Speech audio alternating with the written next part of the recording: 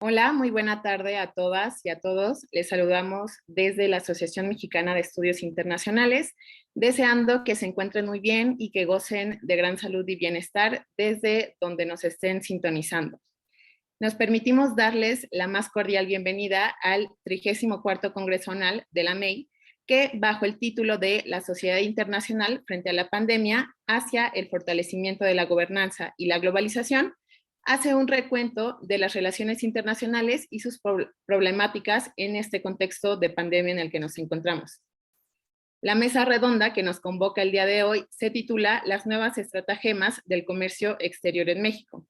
En esta mesa redonda se propone abordar las problemáticas en el comercio exterior derivadas justamente de la pandemia, específicamente los fenómenos que surgen y que reconfiguran la dinámica del comercio internacional.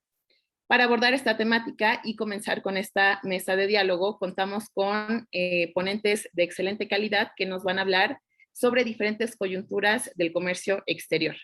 Pero antes, les invitamos a visitar la sala virtual de novedades editoriales de la AMEI, cuya liga va a ser compartida en el chat por el personal que nos está ayudando el día de hoy de la AMEI. Y bueno, en primer lugar tenemos a Marcela Juárez López. Marcela es maestra en negocios internacionales por la Universidad Nacional Autónoma de México. Además, es profesora de negocios internacionales de la Universidad Autónoma del Estado de Morelos, y sin mencionar que es especialista en agronegocios internacionales y tiene una amplia experiencia en consultoría a empresas importadoras y exportadoras. Marcela, bienvenida a esta mesa de diálogo. ¿Qué nos puedes contar sobre estas nuevas estratagemas del comercio exterior? Hola, muy buenas tardes a todos. Muchas gracias al doctor Ignacio, gracias a Yasmín y gracias a May y a las personas que nos acompañan. Y bueno, yo la experiencia que quiero compartirles es acerca de las estrategias para el sector agroindustrial en nuestro país. Y no sé si se puede compartir pantalla o cómo es la dinámica, Yasmín. Sí, me parece que está habilitada la opción para compartir pantalla. Bueno, entonces en este momento, si me permiten, voy a compartir la pantalla.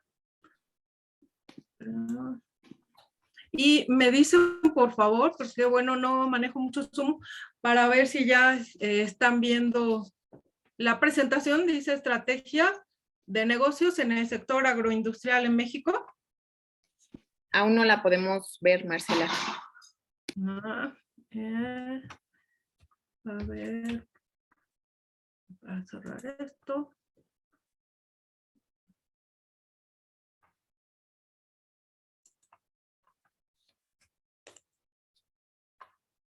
Pues, ya. Comúnmente uso otra aplicación. Ahora sí ya se puede ver. Listo, ya está cargando. Bueno, muchas gracias y una disculpa. Bueno, entonces voy a iniciar esta presentación con un diagnóstico que hice acerca del sector. Lo que hice fue retomar noticias en diarios, en revistas acerca del sector. Y bueno, lo que me encontré, bueno, y también analizando en los organismos internacionales de economía y comercio y sobre todo la FAO, que es el organismo que tiene que ver más con este tema. Y bueno, lo que me encontré como diagnóstico. Disculpa, ¿Sí me que te escuchan? interrumpa. Sí, te escuchamos bien, solo que no podemos ver la... ya, justo acaba de cargar. Listo. Sí, bueno, entonces, bueno, ya me escucharon, ¿verdad? Lo que mencionaba que entonces hice en primer lugar un diagnóstico utilizando bases de datos de organismos internacionales y también revisé revistas, periódicos del sector y bueno, lo que me encontré, lo que vemos en letras más grandes es las noticias que se repetían más. Y entonces me encontré que en el sector agrícola, sobre todo en el sector agrícola mexicano, hay una exclusión al mundo de la tecnología Y también de otras noticias importantes y acontecimientos importantes es una gran pobreza en el sector, acompañado por sobre todo los estragos que están ocasionando el cambio climático, inundaciones y sequías, y hay hambrunas, y sobre todo la escasez también muy preocupante, que es la escasez del agua, y también tenemos las afectaciones de desempleo por coronavirus. Todo esto ha provocado un alza de precios en el sector. Aunado a eso, hay un crecimiento poblacional que se espera, del que voy a hablar más adelante, y sobre todo se espera que habrá un incremento en la demanda de los alimentos.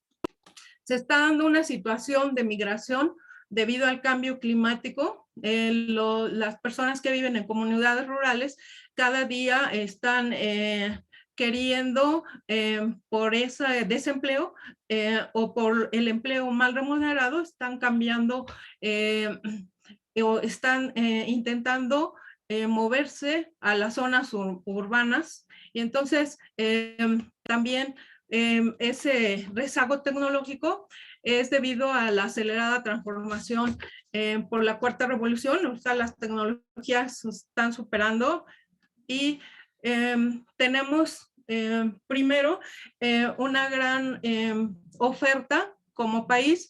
Tenemos productos en los que somos campeones. Estos son los productos que estamos viendo son los principales productos de México. Son 10. Entre ellos destaca el aguacate, el maíz, chile verde, tomate, alfalfa, caña de azúcar, trigo, papa, sorgo, y algunos de estos pues están considerados commodities, precios de referencia a nivel mundial, que hace poco tiempo tuvieron una alza importante. También el top de los productos agrícolas que exportamos, bueno, tenemos en primer lugar la cerveza, y después tenemos los aguacates.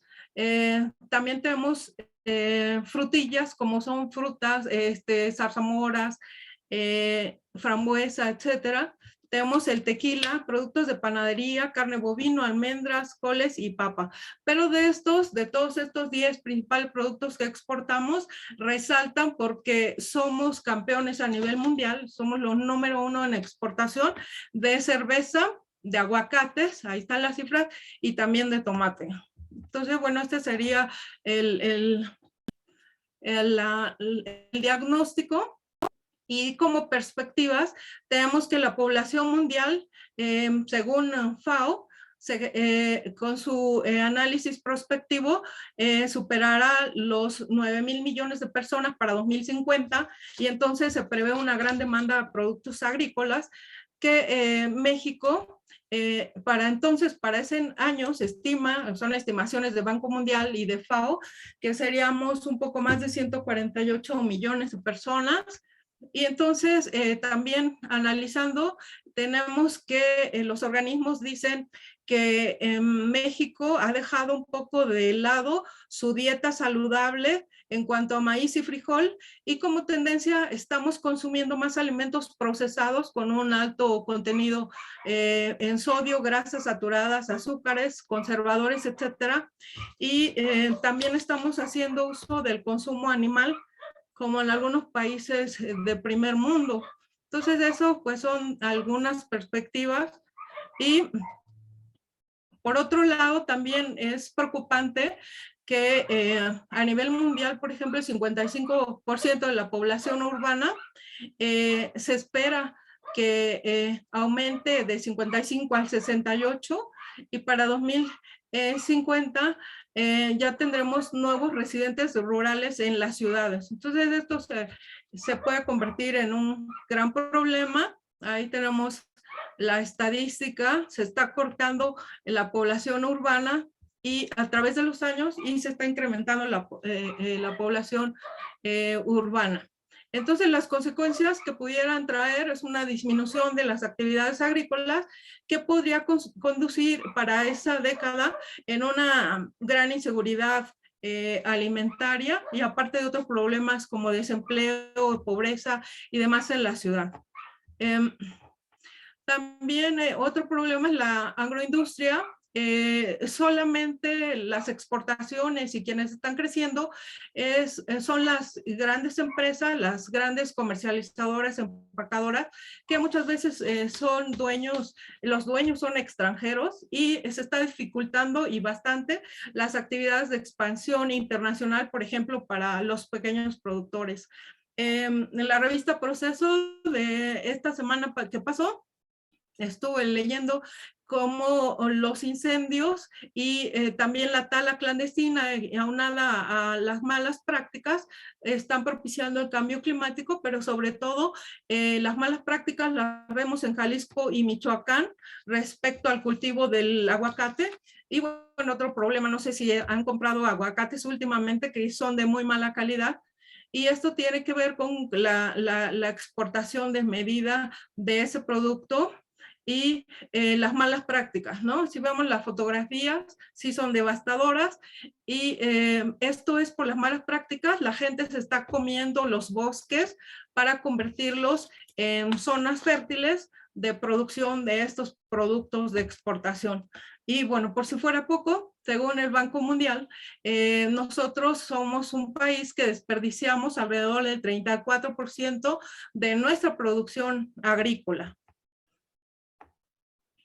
Y bueno, como estrategias, lo que tengo es la diversificación de las actividades. Es importante para los agricultores familiares, dado que nada más se dedican a cultivar y a vender sus productos, muchas veces a revendedores, dejando de lado la oportunidad de destacar, de hacer alianzas estratégicas o clústeres con ellos mismos, y esto es debido a la poca capacitación que poseen. Por ejemplo, podrían diversificar haciendo rutas turísticas, por ejemplo, esta ruta de tulipanes, aprovechar el agroturismo, cursos y talleres también para el cultivo, ¿no? Entre otras muchas actividades, por supuesto, económicas más para no desviarnos.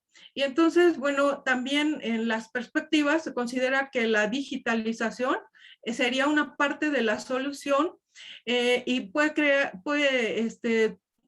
ofrecernos grandes oportunidades para el sector de manera inclusiva para los pequeños productores. Ya que en México, según el Banco Mundial, cifras que revisé recientemente, 95 de cada 100 personas están o tenemos una suscripción de telefonía celular, y el gobierno también está cambiando su funcionamiento, se están convirtiendo en gobiernos electrónicos y están digitalizando sus servicios. Entonces podría este sector quedar rezagado si no recibe capacitación inmediata en cuanto a esa digitalización. Por otro lado, como parte de las estrategias, tendríamos que la regularización de la propiedad rural, ya que esta es insuficiente, y eso podría hacer que tuvieran un mayor arraigo estas personas en esas zonas.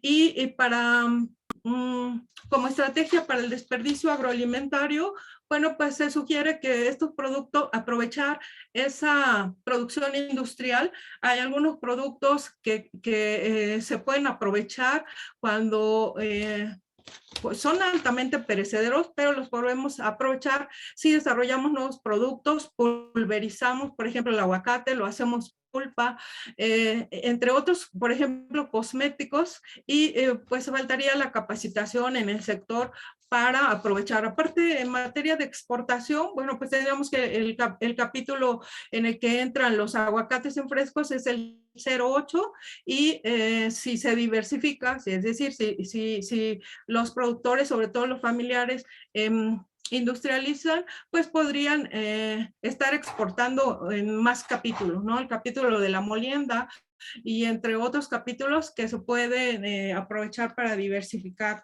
este sector.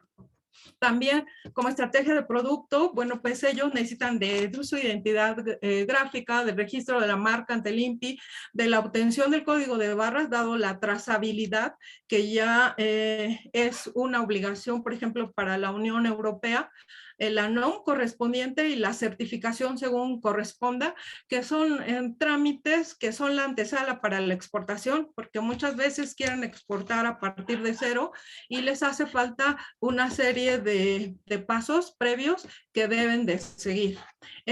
Por ejemplo, como estrategia de distribución, bueno, pues leí que tenemos una muy mala, somos un país obeso y tendemos a una mala alimentación. Entonces, una estrategia, por ejemplo, si estas máquinas vending en las fábricas, en lugar de la comida chatarra como papitas y refrescos, pues podría ser la solución, las estrategias de merchandising, donde podemos acercar el producto hasta el cliente consumidor y así podríamos conservar la vida útil del anaquel y llevar los productos hasta donde realmente se requieran, haciendo que se venda más, que los productores a nivel familia ingresen o se inserten en esas cadenas y nosotros estaríamos más alimentados, por supuesto. En cuanto a digitalización, pues tenemos esa gran oportunidad, esa fortaleza, que la mayoría poseemos un teléfono celular y entonces surgen nuevas tecnologías que se pudieran aprovechar, pero el problema está relacionado con la cobertura de Internet, ¿no? También, por otro lado, la robótica, la mecatrónica, es la tecnología que está dando mucho que hablar en el sector. Y bueno, por ejemplo, con el celular ya un productor puede tomar una fotografía a una plaga que desconoce y automáticamente la reconoce y le van a dar la capacitación adecuada, ¿no? También está la tecnología satelital, que también puede observar en dónde se requiere, por ejemplo, más cuidado de aguas, plagas, entre otras enfermedades y otros problemas que pueda atender. El problema que tenemos es la banda ancha, que bueno, somos un país que en el índice estamos situados como una cobertura mediana, entonces nos falta mucho por atender y es justamente las zonas de Chiapas y otros estados que no tienen esa cobertura. Lo que se ve en rojo en el mapa son las entidades que no tienen buena cobertura, y a naranja tampoco, y siempre en el centro pues hay mayores servicios y mayor cobertura, ¿no? Entonces ahí están las entidades que tienen menos cobertura. Y bueno, como otra fortaleza es que nosotros contamos con alrededor de...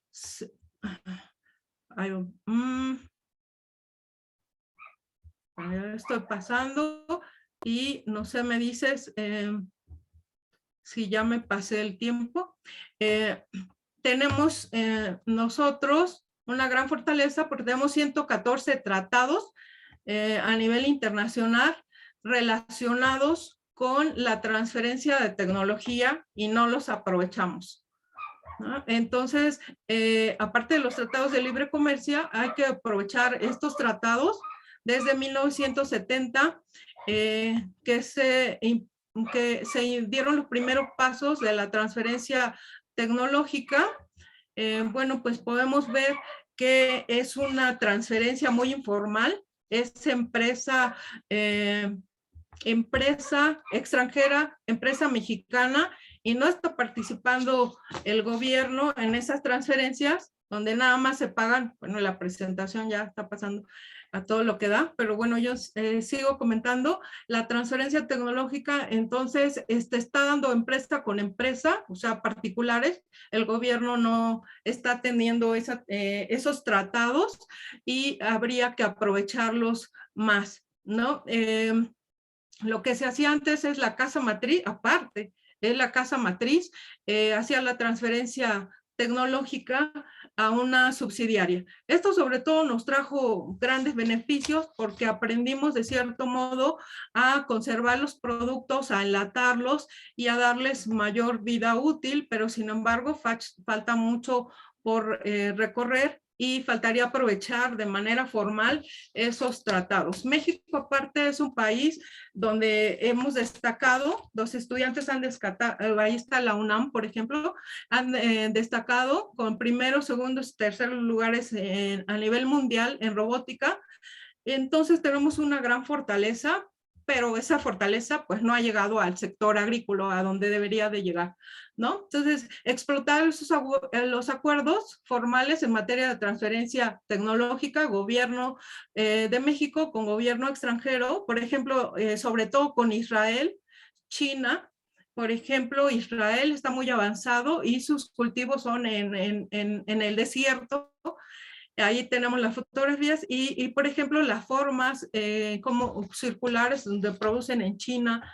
Eh, Esto podría ayudar y sobre todo yo creo que lo más importante es que contáramos con una licenciatura en digitalización agrícola, ¿no? O sea, con ese apellido y con ingeniería mecatrónica, pero agroindustrial, ¿no? Yo trabajo en un centro universitario y creo que nos hace falta ese apellido a esas carreras que podrían ser la pauta para impulsar este sector a nivel de tecnología. Las denominaciones de origen, por ejemplo, nosotros es una forma de exportar con 0 pesos, dado que, por ejemplo, la Unión Europea en el 2020 ya tenía 3.322 denominaciones de origen y nosotros tenemos 18 solamente.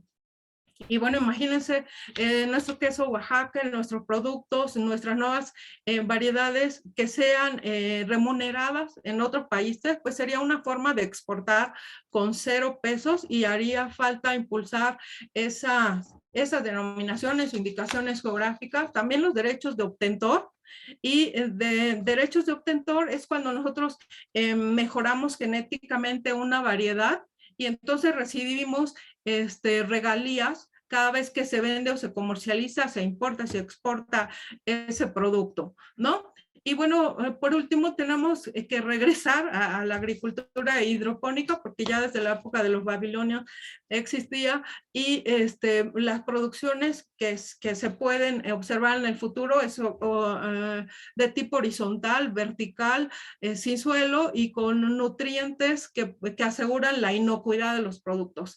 Y por último, comentarles sobre este transporte del futuro llamado Hyperloop, que podría ser muy interesante. China ya está con esos proyectos y se supone que las mercancías, abajo vemos los contenedores, puedan bajar en una especie de cápsula que son impulsadas a una gran velocidad, 4, 5, 6 veces más de la que tenemos ahorita, por vía subterránea, por vía marítima en el fondo del mar.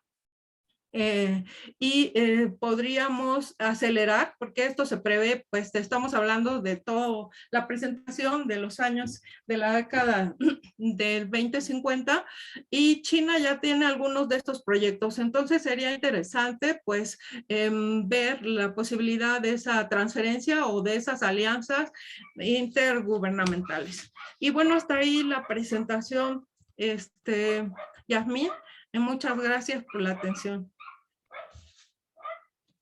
No, al contrario, muchas gracias, Marcela, por tu importante análisis y por este panorama que nos proporcionas. Sin duda nos hace cuestionar hacia el rumbo, ¿no?, que podemos tomar y personalmente me hace cuestionar qué tan lejos estamos de materializar esta digitalización a estos pequeños productores en el país. Pero bueno, ya pasaremos un poco más al diálogo. Mientras tanto, no sé si nos puedes apoyar dejando de compartir la pantalla, por favor. Yo dejo de compartir.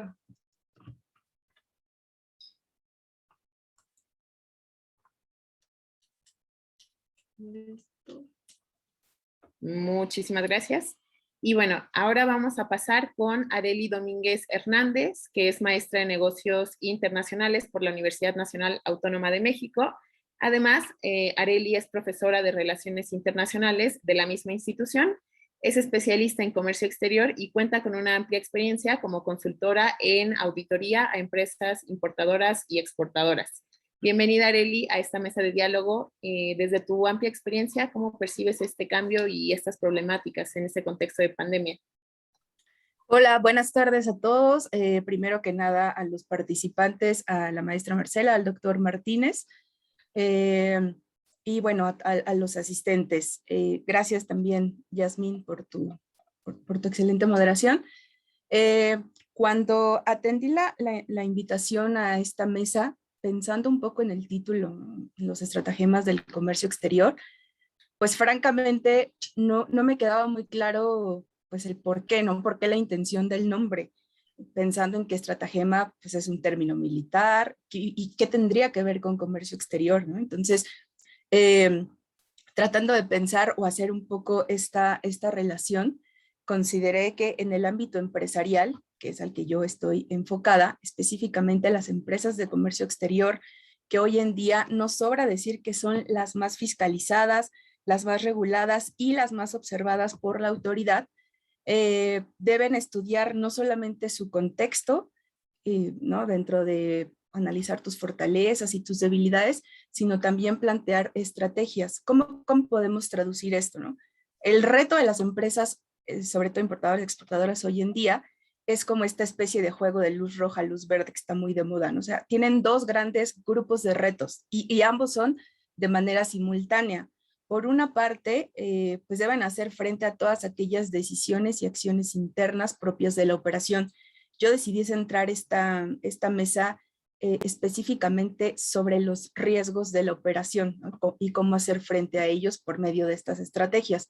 ¿Sí? Entonces, por una parte, o el primer gran grupo de retos son todas aquellas internas que tienen que ver directamente con la operación, como pueden ser la planeación, la búsqueda de proveedores, clientes, precios, intermediarios, prestadores de servicios, la producción, la venta, los servicios postventa, la logística, cadena de suministros, lidiar con la crisis de los contenedores, el encarecimiento de los fletes, la falta de operadores, la escasez de microchips que hoy podría ser la kriptonita o el vibrantium, perdón. La temporada de huracanes, nuestras versiones mexicanas de Rápidos y Furiosos 1, el Triángulo de las Bermudas, el MotoGP, Misión Imposible 8, cómo salir del aeropuerto y no morir en el intento, literalmente hablando. Los GPS visibles y los ocultos, los hammer y los anti-hammer, el semáforo fiscal, etcétera. O sea, todo lo relacionado con la operación de la empresa, ¿no? Son grandes retos y más con el retraso en los envíos en los fletes internacionales por la situación de pandemia, ¿no? Ya ni hablar de si nuestro origen estuvo cerrado durante más de 3 meses. El otro gran grupo de retos que yo identifiqué, pues es todo lo relacionado con el cumplimiento y las regulaciones. ¿Qué tipo de regulaciones? En materia fiscal, en materia legal y en comercio exterior. Hoy en día dedicarse a comercio exterior ya no es, o más bien para dedicarnos a comercio exterior ya no es necesario solo conocer de esta área, ya tenemos también que saber de materia fiscal en general y temas legales. ¿Sí? El orden del cumplimiento entre fiscal, legal y de comercio y la importancia puede ser visto cual juego de puente de cristal. O sea, no hay nada, o sea, no podemos decir qué es más importante o cuál es más importante cumplir o con cuál tengo que cumplir primero. Si la pregunta fuera ¿cuál es más importante? Pues todas y depende. ¿Por qué todas? Pues en una empresa de comercio, que regularmente son empresas muy grandes, tienen que actuar, perdón, cual Big Brother, es decir, conocer todas las áreas de la empresa, finanzas, contabilidad, legal, fiscal, digo, el número de áreas se va a desglosar según el tamaño de la empresa. Todos deben conocer a grandes rasgos la operación de cada una de estas áreas, pero además todas estas áreas deben estar en constante comunicación.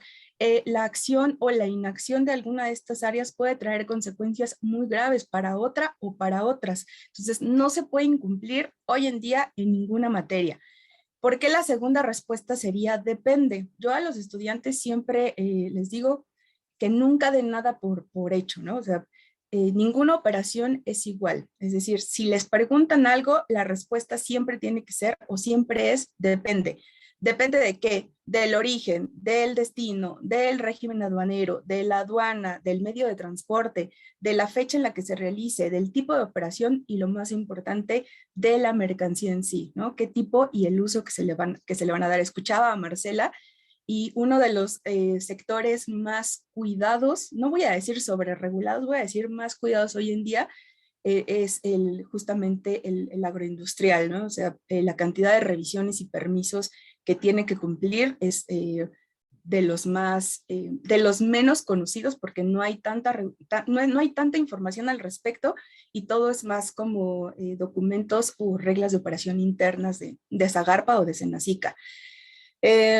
Por eso fue que decidí centrar esta mesa en los riesgos de las operaciones, pero específicamente en el tema de las regulaciones, ¿no? Al tener ya un par de años de experiencia en auditoría, pues las empresas creen que ya, o sea, ya con haber cruzado la aduana, ya haber salido de la aduana, ya con eso la hicieron. O sea, las facultades de la autoridad posteriores al despacho, unas son poco conocidas y pues también, ahorita les platico un poquito, pero también son de las más costosas y de las más complicadas, ¿no? Primero, ¿qué debemos entender en esto? Pues el conocer y entender el papel de la autoridad. ¿Cuál autoridad? Otra vez la respuesta sería depende.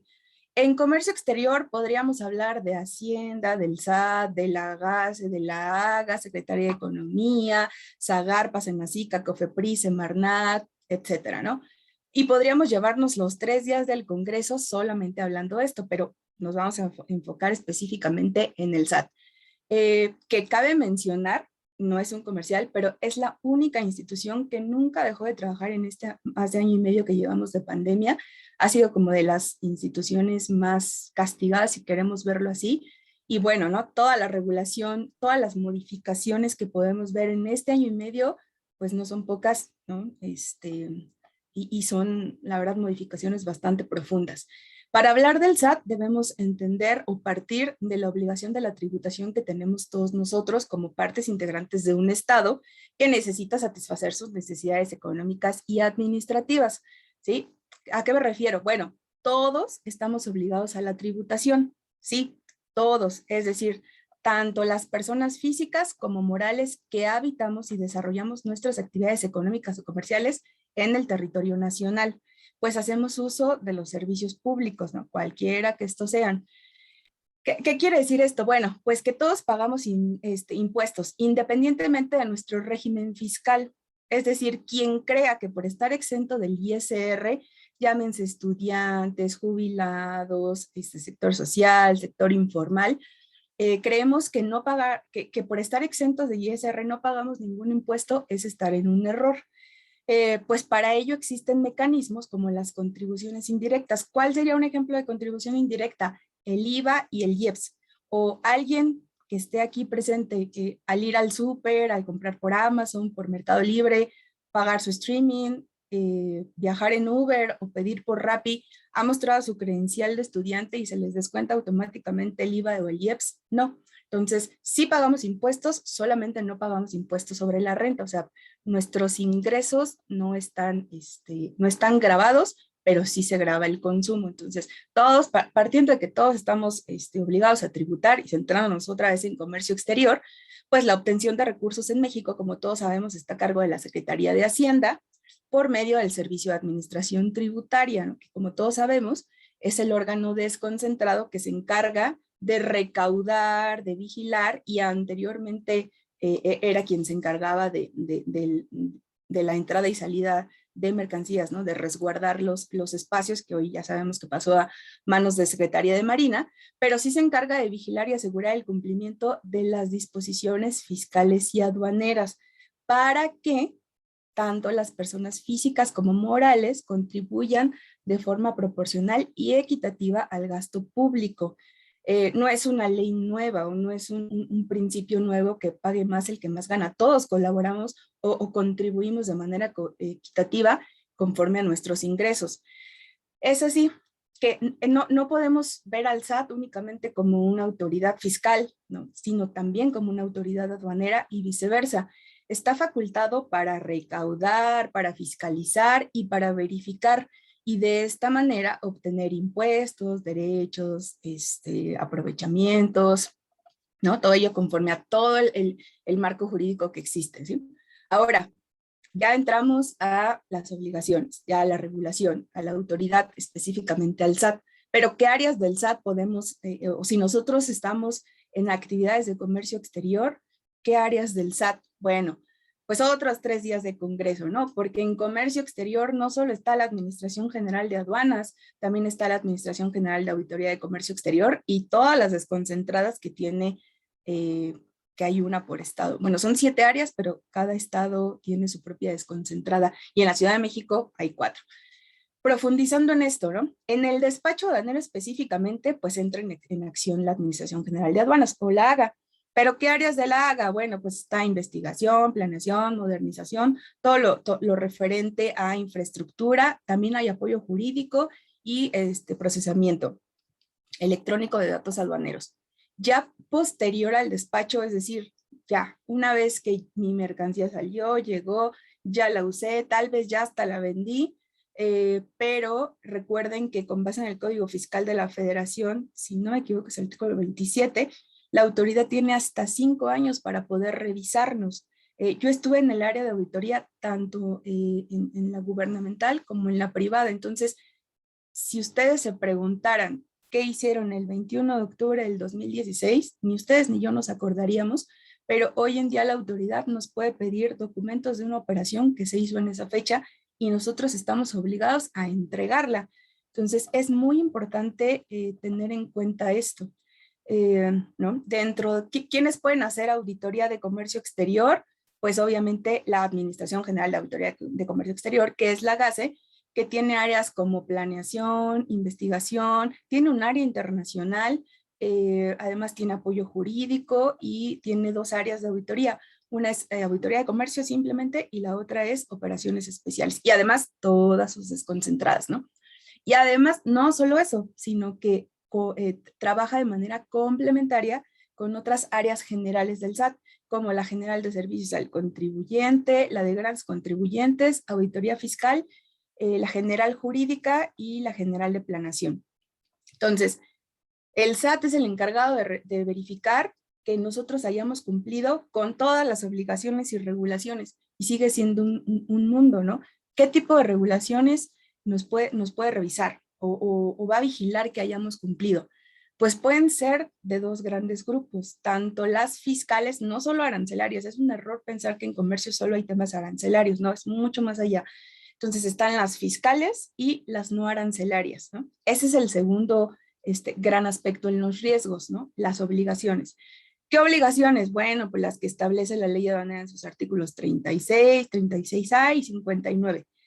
¿Y qué es lo que va a vigilar? Bueno, pues que paguemos las contribuciones acorde con lo señalado en los artículos 51 al 59 de la ley aduanera, que sea conforme a las tasas que establece el artículo 63 y 60 al 63 de la ley aduanera, del artículo 1 y 2 de la LIGIA y los artículos 9 y 12 de la ley de comercio exterior. ¿Con base en qué? Pues con base en los métodos de valoración que establece del artículo 64 al 78 de la ley aduanera.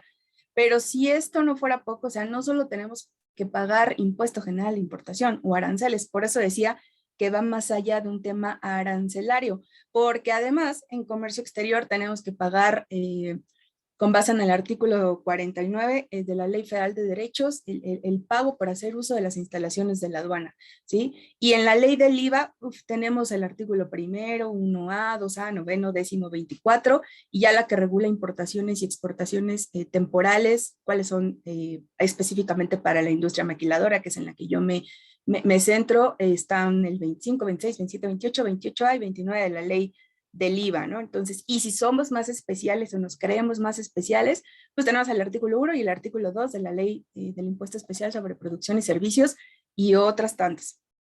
Ahora, todo eso lo tenemos que hacer con base en el régimen que a mí me corresponde y tengo obligaciones específicas para ese régimen, ¿sí? Y obviamente en caso de no hacerlo, pues va a haber consecuencias. ¿Qué consecuencias? Pues todas las que me establecen los artículos 150 al 158 y 176 al 202 de la ley aduanera, ¿sí? Que sería el segundo en este segundo gran reto, ¿no? La operación de las, o sea, en la operación, ya en la práctica real del día a día de las operaciones de comercio, y que son personas como ustedes las que las desarrollan, pues no basta con saber clasificar con base en el artículo 1 y 2 de la Ley del Impuesto General de Importación. Obviamente, porque todos lo hacemos así, aplicando las reglas generales, complementarias, las notas legales, las nacionales, para su interpretación, ¿no? Y para no perdernos en el viejo dilema de qué fue primero, si el huevo o la gallina, o el remake de qué fue primero, ¿no? Si el huevo Kinder o el juguete que lo contiene. ¿Por qué? Porque es importante atender todo esto, porque si bien existen hoy con la nueva ley 98 capítulos, 1,231 partidas, 5,212 partidas y 12,498 fracciones arancelarias, aún hay un universo de mercancías que cae en el multiverso de las demás, y que además la clasificación arancelaria es un tema muy subjetivo. Puede haber opiniones como 3 peritos, un agente aduanal, que digan que la fracción es una, pero la autoridad puede decir que es otra, y ahí sí prevalece el criterio de la autoridad, salvo que nos vayamos a un medio de defensa y entren 2 peritos, uno por parte de la autoridad y otro por parte del privado.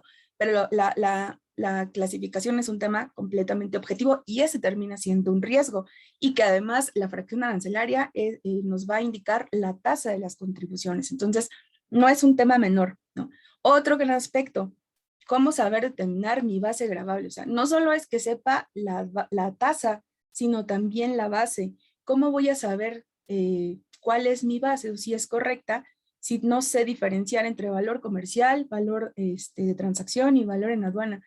Tengo que saber además integrar correctamente mi valor en aduana, saber diferenciar y calcular los incrementables de los decrementables, que además, después de muchos años de pedirlo a la autoridad, hoy en día los incrementables, los decrementables y los Incoterms ya son un campo multable. O sea, ya no podemos usar eso con base en el 184 de la ley aduanera y el anexo 19 de las reglas.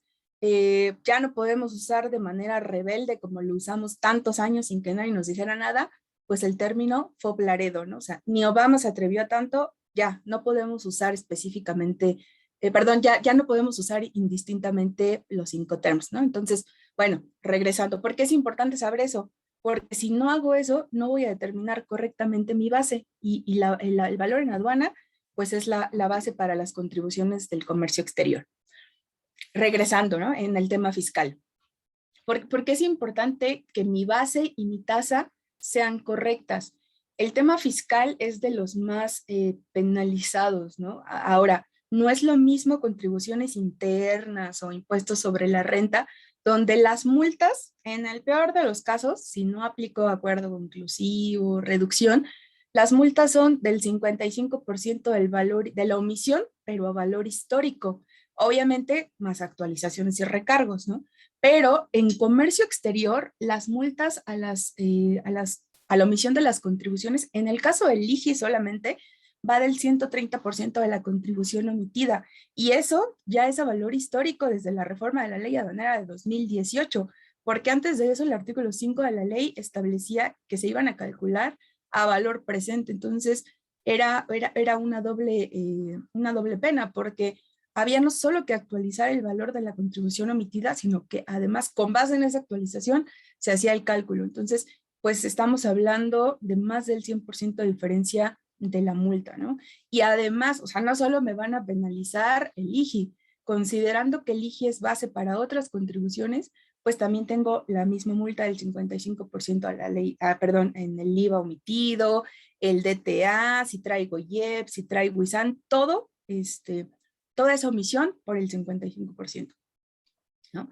Ahora, ya la libré, ya soy muy bueno para clasificar, sé integrar correctamente mi valor en aduana, y determiné, porque es una autodeterminación, determiné correctamente mis contribuciones. Bueno, pero estamos dejando fuera el cuarto aspecto, el tema de las regulaciones y restricciones no arancelarias.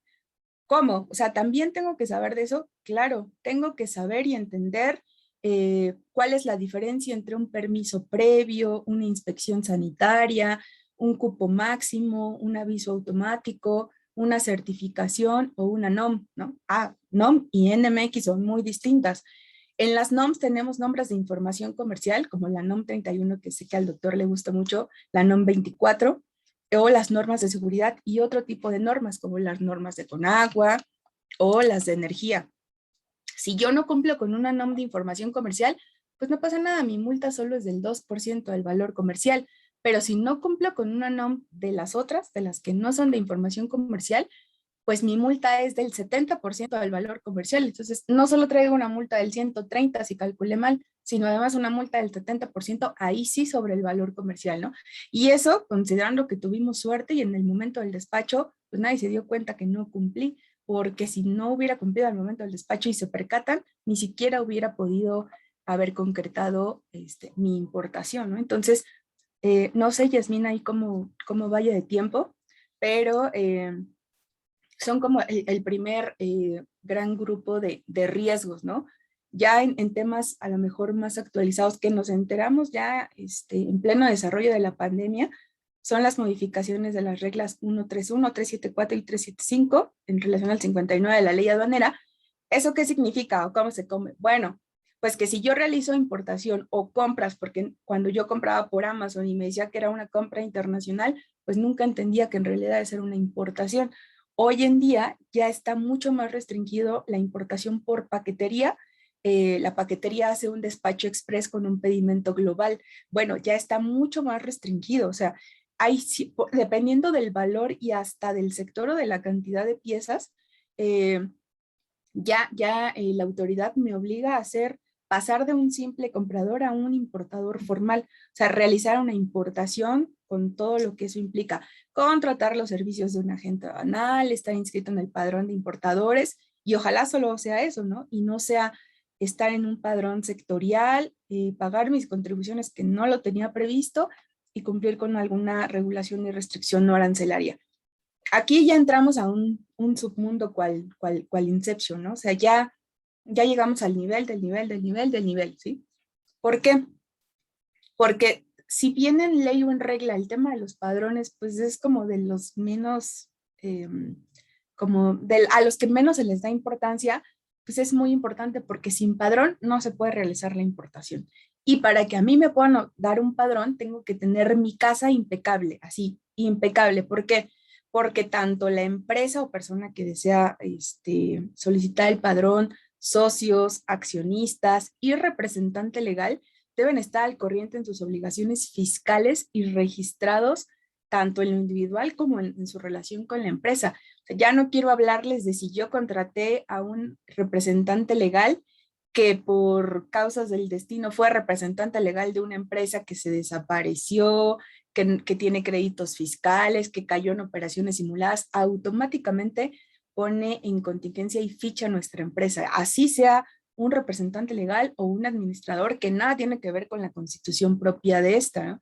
Además, tengo que estar completamente al día en todas mis obligaciones, si tengo empleados registrados en el IMSS, que mi domicilio esté verificado y eso sí es bien importante, no tener como clientes o socios o proveedores a personas que estén contenidas en el listado del 69 del Código Fiscal, ¿cuál? De preferencia ningún inciso, o sea, porque eso automáticamente pone en contingencia a mi empresa, ¿no? Y mucho menos si esas empresas están fichadas como EFOS, no ELFOS, como EFOS, es decir, empresas que realizan operaciones simuladas, lo que conocemos en la práctica como empresas factureras, ¿no? Entonces, lo mismo, si yo tengo operaciones, aunque las mías sean reales con empresas de ese tipo, automáticamente mi empresa queda fichada, ¿no? Además, tengo que revisar si mi empresa está en padrones específicos, como el de bebidas alcohólicas, perdón, padrones especiales, como el de bebidas alcohólicas, emisores de monederos electrónicos, si la operación que yo hago está como operación vulnerable, si soy fintech, ¿no? O sea, todas esas, todos esos aspectos tengo que revisar para tan solo poder hacer una importación, es decir, que me autoricen como importador, ¿no? Y ya, Dios nos salve de caer en los supuestos de la regla 133. ¿Eso qué significa? Bueno, pues que yo ya me dieron mi padrón, o sea, ya sé clasificar, ya sé integrar mi valor en aduana, ya sé calcular mis contribuciones, ya sé cómo cumplir mis regulaciones y restricciones no arancelarias, ya tengo mi padrón, pero por esa falta de comunicación o de estrategia, yo no cumplí con alguna obligación que me establece la regla 133 por desconocimiento o con todo dolo, me pueden suspender mi padrón de importadores y ese es un tema que muchos importadores han quejado, pero pues sigue pasando, ¿no? ¿Por qué? Porque la suspensión del padrón es un acto discrecional y automático, es decir, se lleva mediante sistema, se da de baja en el SOYA y ya no se puede importar. Y no es necesario que haya previa notificación de la mercancía. ¿Por qué me pueden cancelar mi padrón? Por cosas que no tienen nada que ver con comercio exterior, que se me venció la fiel y no hay citas en el SAT, que no activé mi buzón tributario o que ya no tengo acceso a ese correo o que quien tenía ese correo dado de alta ya no trabaja en la empresa y ya ya no tiene activado ese medio de contacto, que no he realizado operaciones impos o expos en 12 meses, que mis domicilios no están actualizados, digo, al INE como sea, pero con el SAT.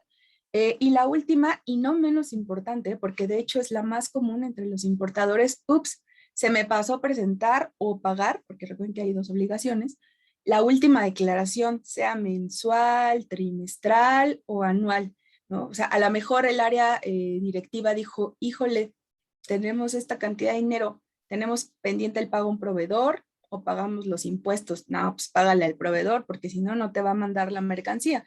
O el de finanzas no le avisó a nadie que se le olvidó pagar, ya ni hablar de si al contador le dio COVID y no ha ido a trabajar en un mes. Todas esas son causales para que me suspendan mi padrón. Y digo, a lo mejor podría ser lo de menos, ¿no?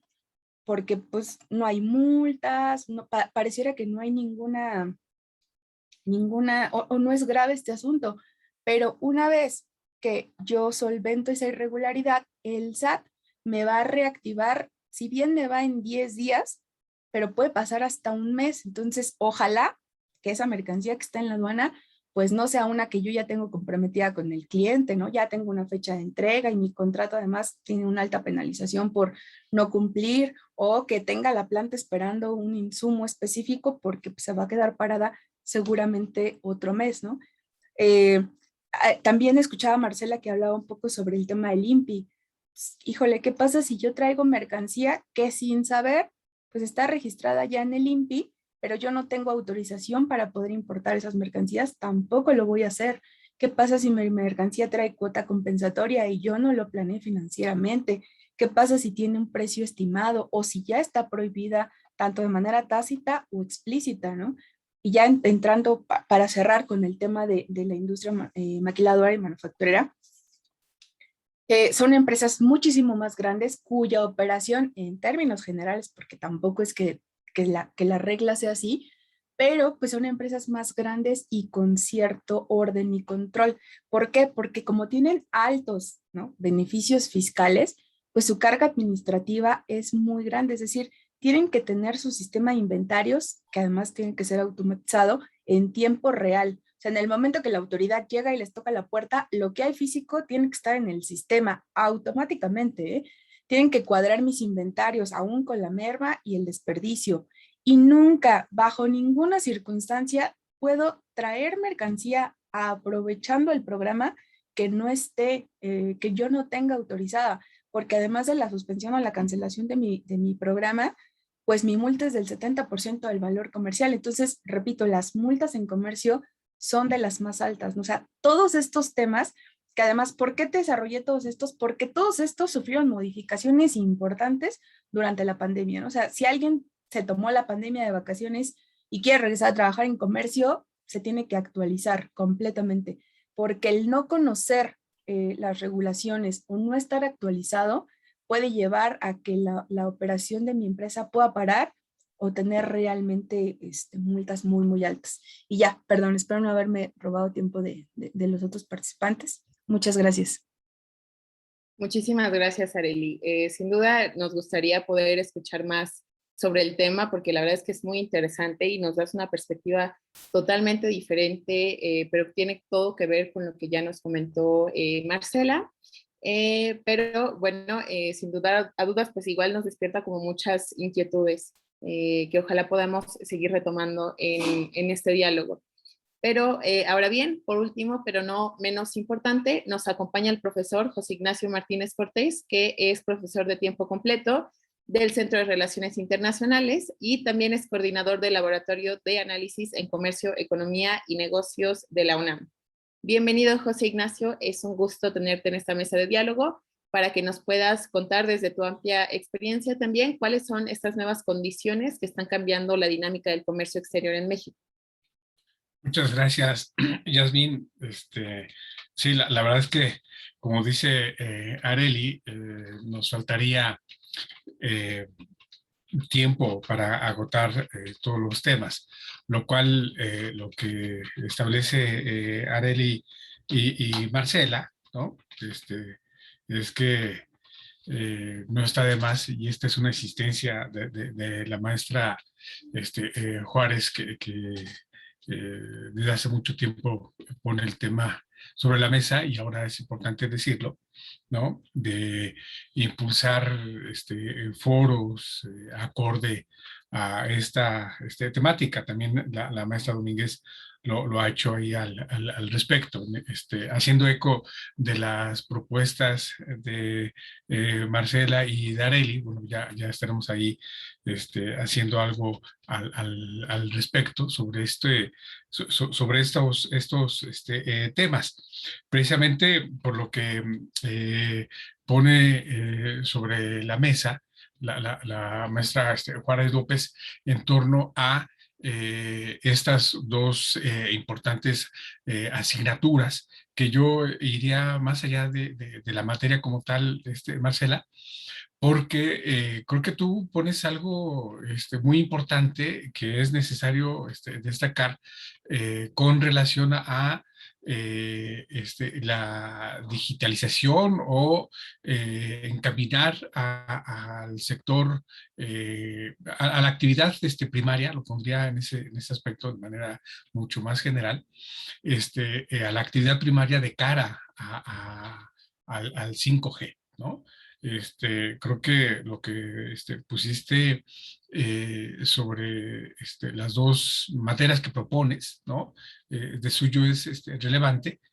Y también con relación a lo que presenta la maestra Domínguez Hernández en el sentido de las del nuevo esquema fiscal, ¿no? Creo que es de suyo relevante. Mejor decirlo ahorita y no de manera apresurada, antes de que Yasmín me ponga ahí en pantalla que ya rebasé el tiempo, ¿no? Mejor precisarlo de una vez. Y retomo lo que decía Arely hace un momento. Híjole, espero no cometer un exabrupto al decir que el comercio exterior es atemporal. Tenía en mente decir que el comercio exterior no tiene honor, pero no es así, ¿no? Tiene mucho honor y ahora mucha fiscalización, ¿no? Entonces, y bien decía Arely hace un momento, de que en tanto parto de la fecha de Wuhan, ¿no? Del 23 de enero, cuando Wuhan, la autoridad china confina esa ciudad, la capital de Hubei en China,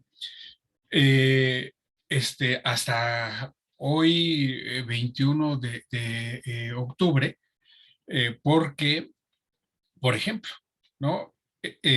Con relación y aquí ya entro rápidamente en materia, con relación a el nuevo marco jurídico del comercio exterior, diría yo también de los negocios internacionales, que ahora hay en el país, tomando en consideración, por ejemplo, la fecha en que se publica en el diario oficial lo que hoy conocemos ya como dejando a un lado el adjetivo, ya la ley de los impuestos generales a la importación y a la exportación, ¿no? Que entra en vigor el 28 de diciembre pasado, pero también entró en vigor el 1 de octubre la nueva ley de infraestructura de calidad que sustituye a la ley que ya se derogó, que es la Ley Federal de Metrología y Normalización. También, y aquí agregaría a lo que decía Arely y Marcela referente a propiedad industrial o propiedad intelectual. De aquí, Arely, la nueva ley federal de protección a la propiedad industrial ahora otorga al INPI la facultad de fiscalización, ¿no? Entonces, es algo también que tenemos que tomar en consideración de este nuevo marco jurídico, que la nueva ley, la nueva ley de protección a la propiedad industrial, entró en vigor el 5 de noviembre recién pasado. Es decir, ¿no? Mientras estábamos en confinamiento, ¿no?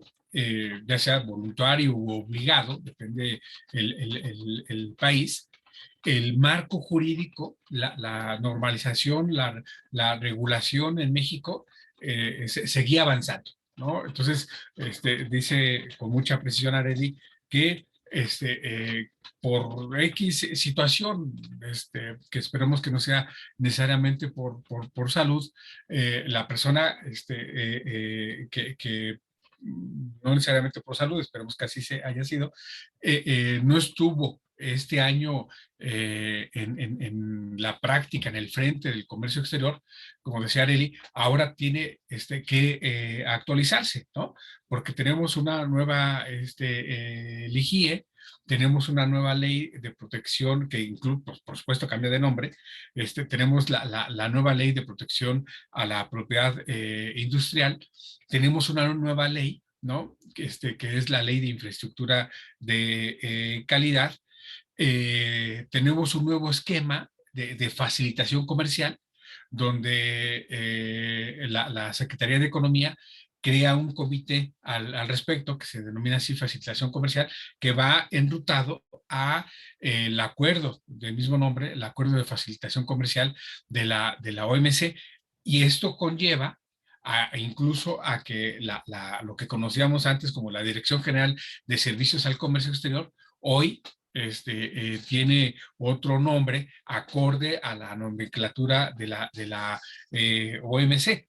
Y aquí también es importante destacar pues el marco jurídico que nos lleva, que nos obliga también a tomar en consideración como subrayo lo que decía Arely, ¿no?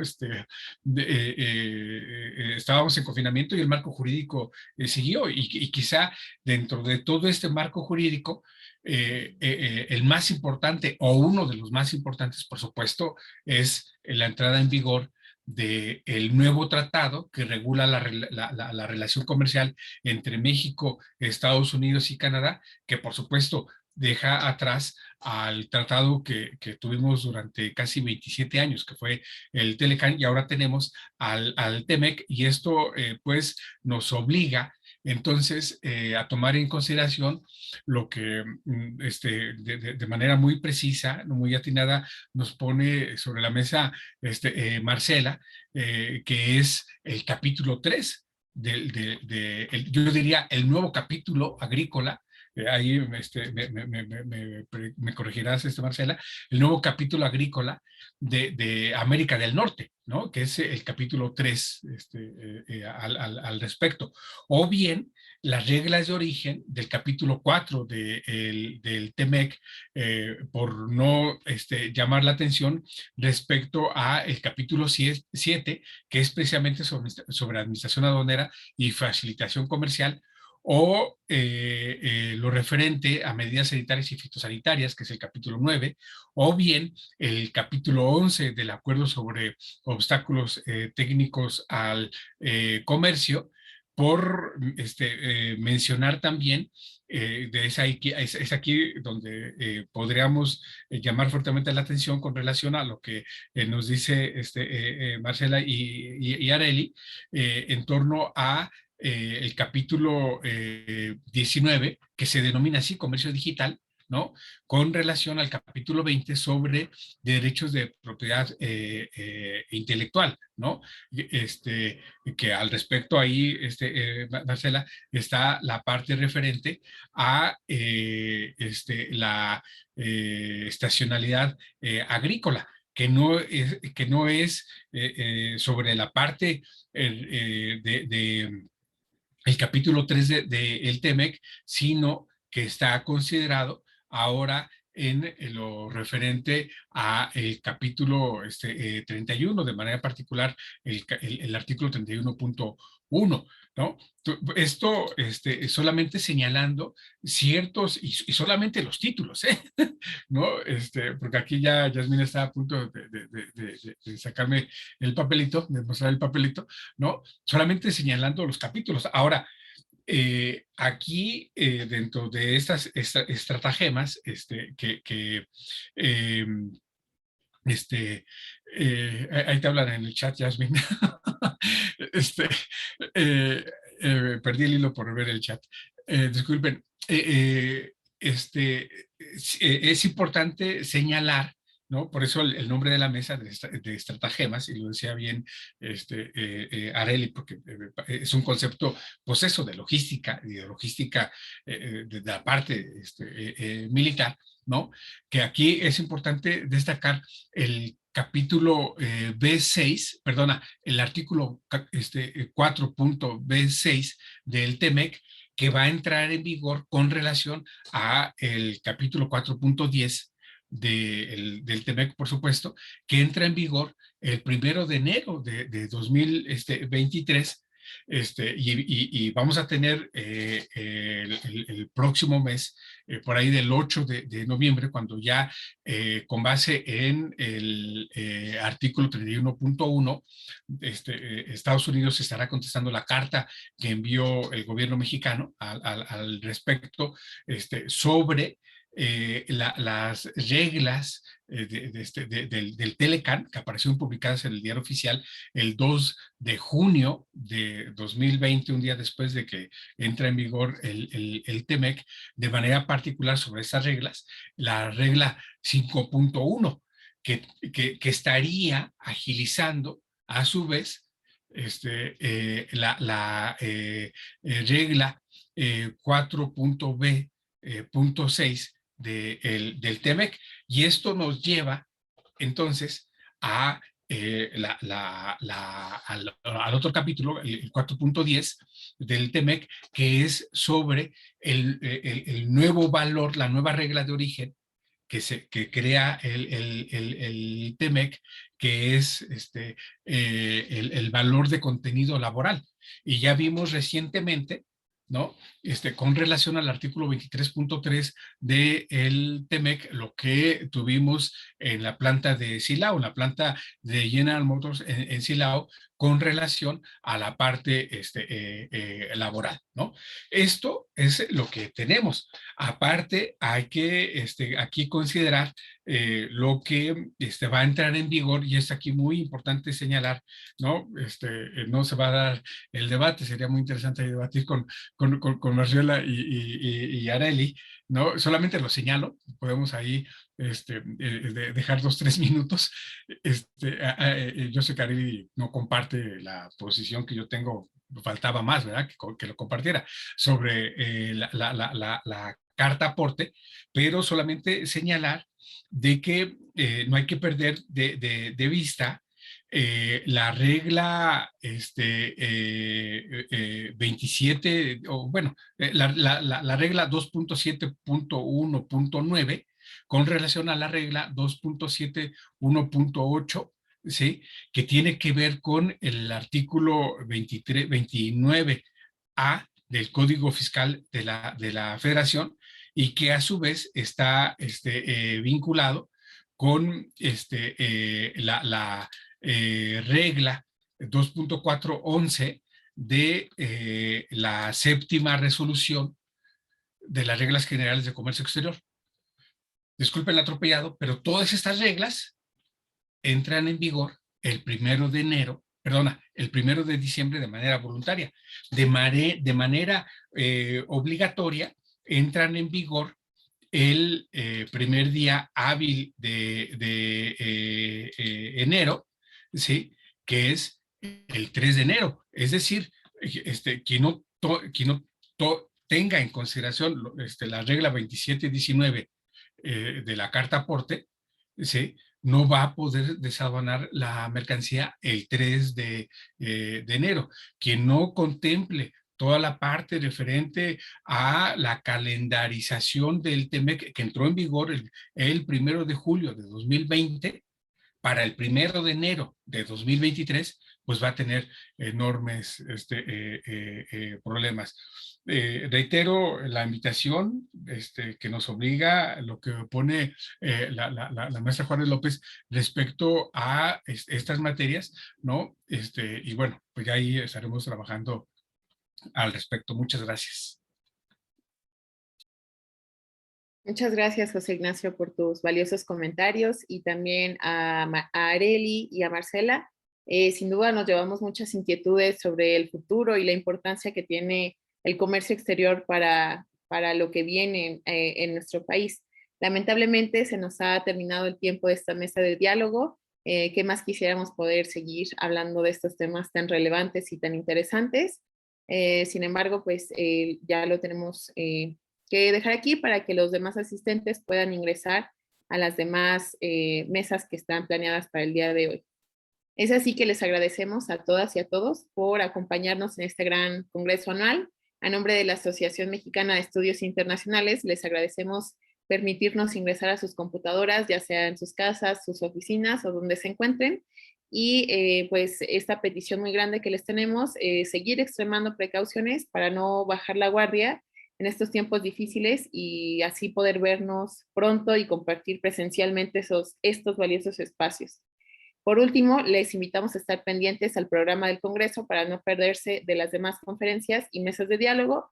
Excelente tarde a todas y a todos. Les mandamos un abrazo afectuoso y deseamos que sigan pasando una excelente tarde.